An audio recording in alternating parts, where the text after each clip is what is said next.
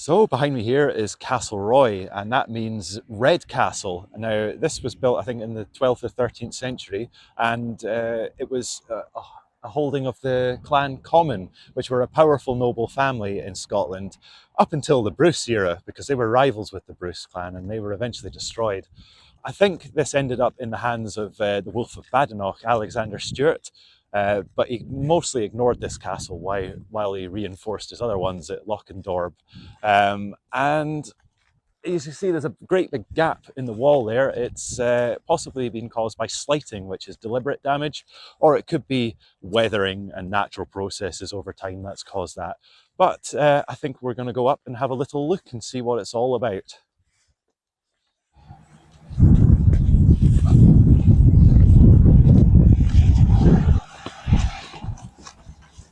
So we're going into what appears to be the entrance to Castle Roy. There's a massive big split open in this corner, this wild and windswept hill that we're on.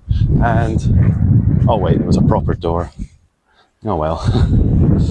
We've got massively wonderful vistas of the Cairngorms. These are the proper Cairngorms, Ben Macdui, Cairngorm itself, all the highest peaks in the land apart from Ben Nevis. And you can see how this is a commanding, defensible position up here. Not that we can really see it, but I can hear it and see its steam chugging away. And that's from the steam railway that goes from Aviemore up to near enough Grandtown. It is a lovely train if you've ever got the chance to go and get on it. We can't see it from here, sadly, but you can see where the steam's coming from, which is really cool. And this is a reimagining of what the castle would have looked like in its heyday, and this is the postern gate. It says it would have been left open during daylight hours to allow free access to and from the castle. And they've reconstructed it, but they've done a good job putting this all together. But this stuff here, what is this? This is shonky, horrible stuff. It doesn't look right at all. Kind of, I mean, maybe it's necessary, but it kind of spoils the look of the castle. Speaking of spoiling, here I am to ruin your scene.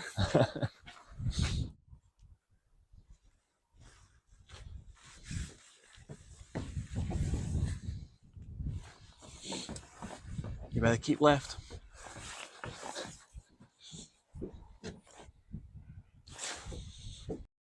And Simon's going up the wooden staircase. This is an original staircase preserved right from the 13th century.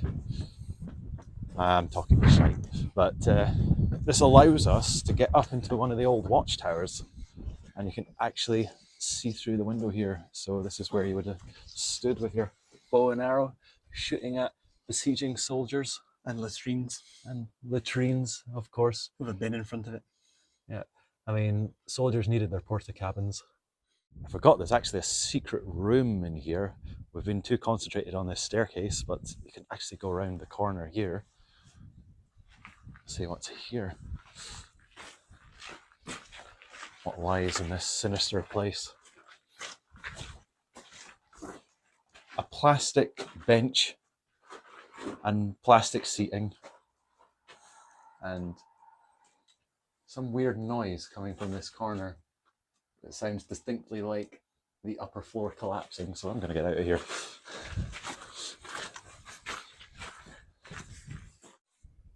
The castle garderobe, or the toilet. So as usual, I find where the toilets are in the castle, and it's allegedly here in this corner, but it's also claiming to be a bird sanctuary.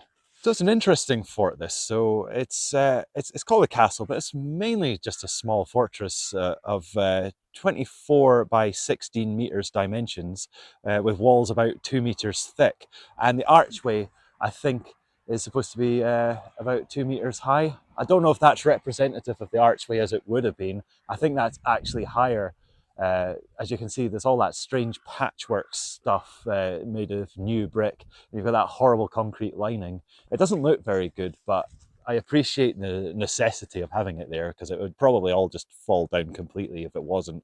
But I must admit, it's not the nicest looking addition to it, but there you go. And here we are. Here is a mock-up of the castle as it would have been in the day. It's really just a small fort, really. 4 walls and a couple of little wooden buildings with thatched roofs inside. But again, a lovely view of the Cairngorm Mountains from behind. So that was Castle Roy, and it's in a lovely location. It's quite interesting with the history. It's very small though. It's just a big square you can walk around. I do appreciate the wooden steps that take you up to where the tower was, and that was quite fun to explore. But yeah, I'd say maybe I wouldn't give it any more than a silver. It's on that cusp of bronze and silver, I think, because it's fun to tack on when you're on a road trip up here. But I wouldn't go like hundreds of miles to come and see it. It's okay, but I think I'll give it a low silver, to be honest. Roy! Roy, Roy! Roy, Roy! Roy, Roy! Roy, Roy! Roy. Well, I've ruined your video, and that's exactly what I'm here for. See you next time. Bye. And here are the two denizens of Castle Roy. This is Murdo, the Highland Coo, who is the defender and guardian of this place. You wouldn't want to mess with him with his big horns, but he's a fairly placid character, minding his own business. And the big old sheep there is his pal Buster. He mainly just sleeps, but he's actually gotten up for a wee while to go and eat some grass. So if you come to Castle Roy, you will be met by these two amusing characters.